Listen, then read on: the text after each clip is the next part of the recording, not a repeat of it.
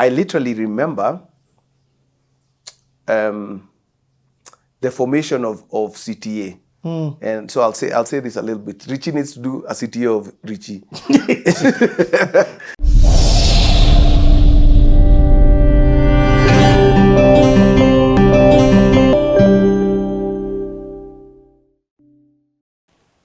I'm more interested in this business side thinking and your approach to how you get funding. Yeah, for sure.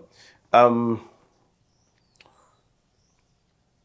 first and foremost, I've got to say it's a God thing, number one. Number two, I think being able to... So number one, what you build has to be vision-based, right? So forget funding. What you build has to be vision-based, and there has to be a very clear outcome, right? That you're hoping for, right? So that has, first of all, that has to be embedded. So it can't be, hey, I need to raise money, so let me create something to go and raise money, right? You've got to search your heart and create something that you'd do without funding, right? And I think that carries through now into your pitching for funding. If I'm so convinced that we need to be in high schools, that I'm going to do it with or without your money, weirdly, I'm more attractive to you. You know what I'm saying? And then, so number one, I think it's, having your vision, what you want to accomplish, very clear. And let me say, yours always seems to be very others-based. Yeah, so for sure. We're going to the high schools to impact the high schoolers. Yeah. It's not I'm going to the high school so I can become the biggest superstar. Exactly. It's always others based, for sure. And because and again, like Richie, that's such a good point, because I feel like doing the, all we can do is literally do the best that we can with what God has given us. And so when you look at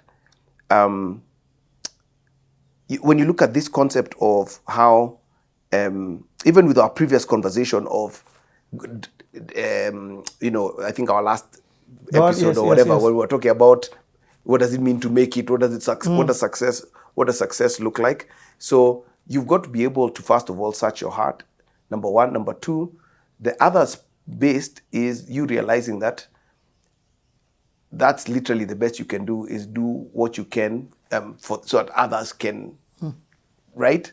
And so, but that has to be embedded in you. It can't be something it's strategy. Yeah. Yeah. Yes. It's got to be something that you truly believe, man. And again, that you would do if no one paid you, if no one gave you a catch me as I'm doing it. Yeah, exactly. And so we're having this conversation with Julie's husband, actually, and he was saying he's found that people who come alongside any projects that they're trying to do, most people want to come alongside what's already happening. It's very few people who will come alongside an idea when there's nothing. There's nothing. Yeah. So anyway, so I think that's number one. That's a foundational thing. Then number two, I think then just have the ability to articulate your vision, be able to speak about it clearly, because it might be clear in your heart and in your mind, but you've got to be able to articulate it, right? And you've got to be able to articulate it in a way that moves you first, but also moves people, right? And then number three is then you share it. But with like the Milele strategy, you have to build a network of people that you share with, right? That's so you go back to fast. You have to go back. Yeah, exactly. And so that means even when you're doing it, because some of these things, maybe you're doing it, they're altruistic missions, right? So there's no money to be made, right? It's just something that you're doing to impact humanity, right? So I've got to come and tell you, hey, how was impacting humanity? I have to bring you along on the story. Because maybe 2 years from now, I've got something else that I'll be like, hey, Richie, guess what we're doing now? Man, here's what God has put on my heart, and so on and so forth. So when it comes to that type of funding, which is less business funding and more grant-based, grant-based and altruistic stuff, then that's different, right? But the same thinking still applies even in the business world, because I've also, raised, significant money for my businesses, but it's the same thing. You've got to have a vision. It's got to be a vision that you're going to continue doing whether or not someone gives you money. So you've got to be convinced that what you're doing is the right thing. And number two, then you've got to be able to articulate that thing clearly.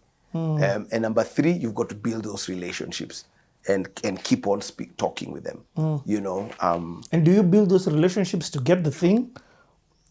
Is it okay to do that, or do you build those relationships for building sake? I think you build them for building sake, because I think it's important. Everyone wants to be treated with dignity. Yeah, and even rich people, man. Yeah, not as an ATM. Exactly.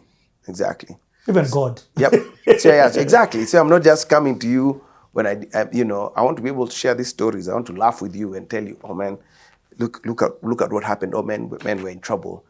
I need some advice. Have you ever gone through this? And let's talk about this. Etc. And some of my best mentors have been people who invested in me. Wow. Yeah. I think there's one that you've missed, one point you've missed out. And I think this one, just because we used to always do it, we didn't understand its level of importance. Yeah. Documentation. Yeah. Yes. Yes. Like, we've always, have it be Tuvuke Peace Tour, have it be Badiliko. Yes. We were always taking photos, sharing, documenting, in an essence, reporting. Yeah. But not the conventional reporting way. Exactly. Yeah, you've got to share. You definitely have to share the stories. Yeah. And people, it's so funny, man. Even guys who are number crunchers are still moved by stories. Also, it's not just reporting. Yeah. It's stories. It's stories. Yo. Yeah. And the thing is, and also because, so everything, even within the business world, right? We came up with this language at Mavuno, and it was, triple bottom line businesses. That CTA is a triple bottom line business where, you want to make a financial profit, you want to make a kingdom return, and you want to make a societal impact, right? So it's like God, people, profit, right? And so the thing about that thinking is all the biasharas that I've been in have had that mindset. So someone's not just interested in, okay, did the business make money? Yeah, that's cool. But tell me the stories, man. Yeah, tell me the stories. What happened? You guys were going to do 100 high school tours. What happened? Yes. Yeah. What happened? Like, what were the stories? What happened to the guys who came on the tour? I remember you guys taking all these new guys through Mizizi, and literally doing discipleship of all these new young artists. You mentioned Kina Kamlesh and all those guys. Jaya. Yeah, Jaya reached out. Hi, Jaya. Yeah. She's watching. Oh, that's so cool. Yeah. So telling the stories is just as vitally important as, sending a financial report. Yo, that's powerful, especially in this day of social media. It's a thing that everybody is creating the content and putting it out there. Yeah. But don't just do it for the sake of vanity. Yeah. But also for the sake of the impact. I like that triple bottom line. Yeah. So are you just putting out the content for my reporting sake, or to show the impact that whatever it is that you are doing had? Exactly. Okay, one last song in this era before I let you move on to the next one. Okay. This one I'm sure you won't remember. Can you remember the song we did in one day? From recording to TV. Recording to TV? Recording to TV. I don't remember. The Christmas song. Oh! Recording to the Christmas song. Yeah, man. That is so crazy. And it's so funny that you say that because, we'll get to where I'm at right now and kind of like what we did in Egypt. But I knew we were going to record a song in Egypt before I went to Egypt. Mm-hmm. And I knew we were going to record a song and we were going to film a video. I knew that. Yeah. I just didn't know what song. Yeah. Okay? So it's so funny that you say that because I was the only one who wasn't surprised that it had happened. Because I knew it was going to happen. Yes. But then now when you're saying this, I'm like, oh, it's because I've seen it happen. So for me, it's not and for me, I was just like, I was super confident it was going to happen. Don't worry. But you're like, oh, we've been doing this for a while. Wow. I remember that Christmas song. We needed something. And that was a cool song. It was. Yeah. We needed we were like, man, we need something for, we didn't have any Christmas records. And we're like, man, we need to put together a Christmas song for Mavuno worship. And so we put it together, filmed in the Kijiji. That was filmed in Kijiji. Went from upstairs where the studio was? Yeah, downstairs. Yep. That was cool. That was cool. And the only Christmas song we recorded. Yeah. Because normally we're doing the musicals. Exactly. But that was like an original Christmas song. Actually, that's the only original Christmas song I've ever done. Yeah, because the others were remakes. There's the one with Victor Say and Tim Rimbui, and then Aaron and I did the Simplified Christmas with Bruce Odhiambo. Yeah. But all those were kind of retakes of Christmas songs. They were not, yeah. Okay, just to bring guys up to speed. So now we are going to have albums. Simplified. All of those. In fact, my God, in this era, there's another album. Okay, I wouldn't even call it an album, but there's a song you and Aaron released that leads to Simplified. I think Pastor Kiama Shaktan live recording. Oh, yes. And that's what led now. That's why I had the Can I Come Lord for the first time. Oh, yeah. Okay. For context, yeah. Mavuno is happening. Yes. Kijiji is happening in very many different aspects. Yes. There's the youth guys, the hip hops and all that. There's Kanjii, the brand. Yeah. There's Kijiji making jingles and things like that. Yes. And this is now, I'd call this now, this is Kijiji Corporate now. Kijiji Corporate, yes. Yeah. Then there's Kijiji actually in Kanjii, the brand, in corporate events. Yes. There's Kijiji working with corporates now. Yes. There's a lot happening. Yeah. Your son? He was born some time ago.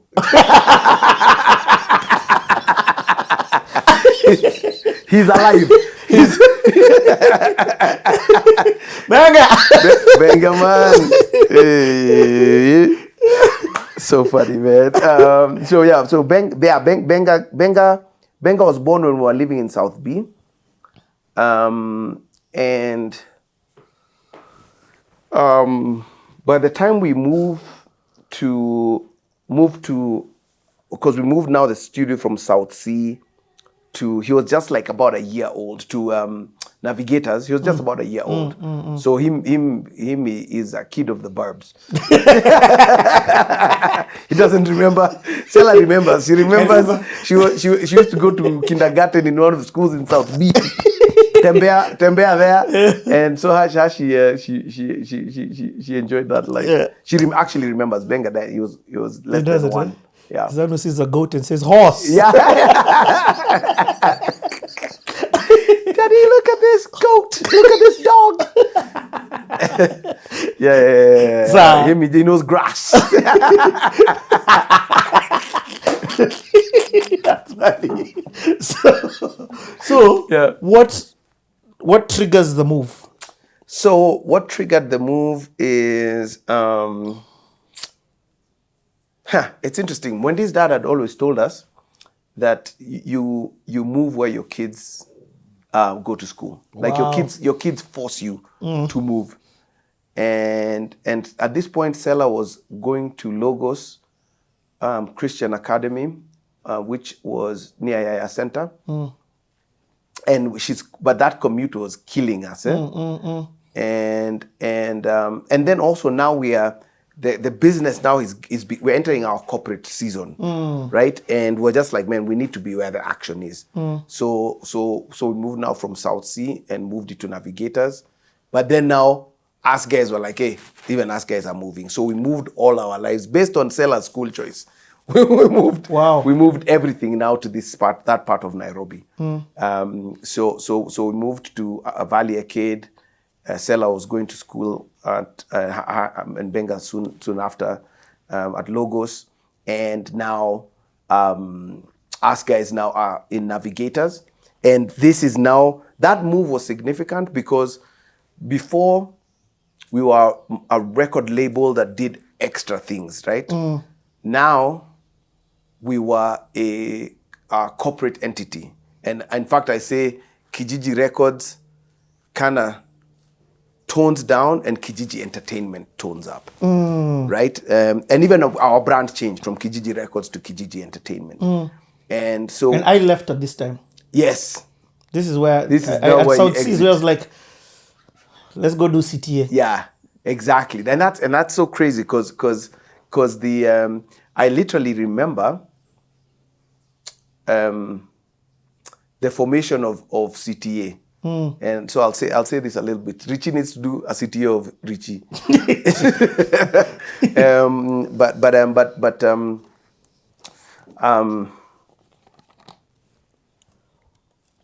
We had this storyline of how the media was, just shaping culture, right, in certain ways. And we're like, man, we need media that counters that. And I remember the storyline because in fact I'm reminded by I've been reminded in the past by guys at Mariners Church in the States who came to visit Mavuno, and we did a presentation for them, and we used to use this shock factor thing, and it was like, hey, I was speaking with my daughter Sela the other day, and I asked her, hey, what do you want to be? And she said, I want to be a stripper, like I see on TV, artist, artist, whatever, on TV or whatever. And that thing, I remember that thing always used to like rock guys. You're like, oh my God! They're like, hey, she didn't actually say that, but but literally that's what media is showing kids, and you just like took that idea and you're like, I'm not afraid no more. Nairobi, Groove Awards, Kenya, East Africa, the whole world watching. Let me give you a story. The year is 2020, and I'm chilling with my future daughter. She's 6 years old and it's her first day in school. And I'm excited. You know why? Because she can be anything she wants to be. She can be the president like Obama.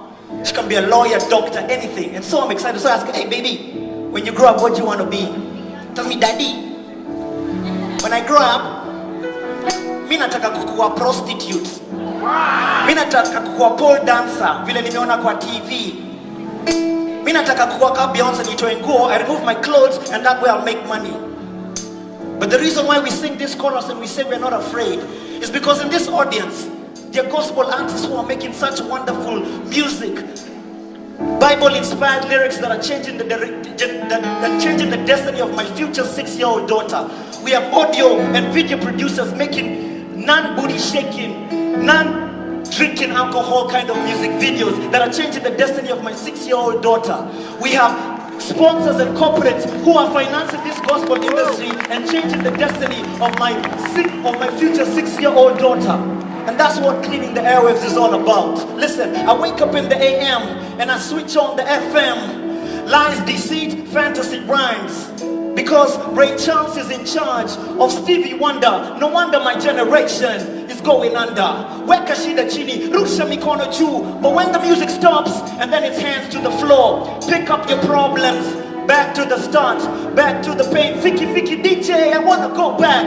Back before the vodka and dry gin. Back when it was cool to be a virgin. Back before Adam and Eve, before Adam deceived, before beginning of sin. Back before the D was needed in the music. Back before the MC started abusing it. Back before the booty shaking all over the video. CTA, we cleaning up the video. Audio print, kila kitu. This is what I feel called to do. You even made me performing at the Groove Awards. Because you... When I was hosting. Kijiji didn't just host. You produced the Groove Awards. Yeah, we produced it. Yeah. Remember? Yep. That's, in fact, that exact season. Produced it. And then a reporter wrote a bad review. But later on, I didn't tell you. No. Yeah. So this is just like, this is Moshene. A quick side story. Where when we hosted that Groove Awards, we produced the Groove Awards, so produced the music, and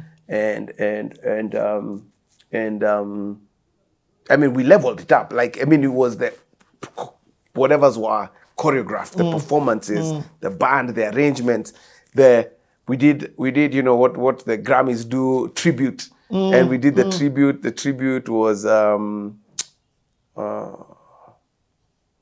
a tribute. It was like a tribute section where we did Limitex, Pito Dera, Kasanga, whatnot. You know, all of this stuff, and I thought we did a really good job.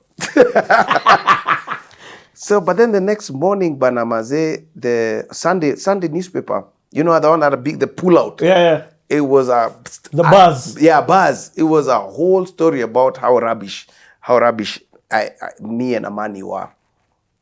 Because Amani and I hosted. Yes. And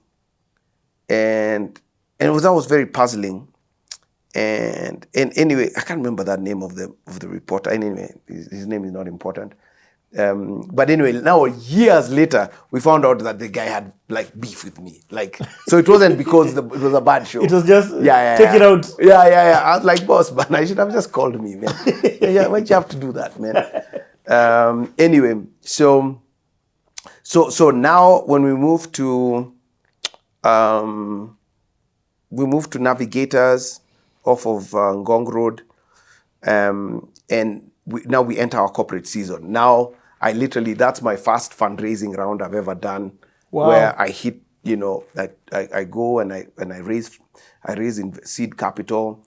For Kanjii Entertainment. For Kanjii Entertainment. That's now when we bought equipment, because wow. you know, bought cameras, you know, did this whole thing where now we wanted to level up and be able to do, you know, this, you know, do this, you know, big style productions, and so at that time now, so we have equipment, we have. But you left Kenya to go to I fundraised in the States, yeah. Okay.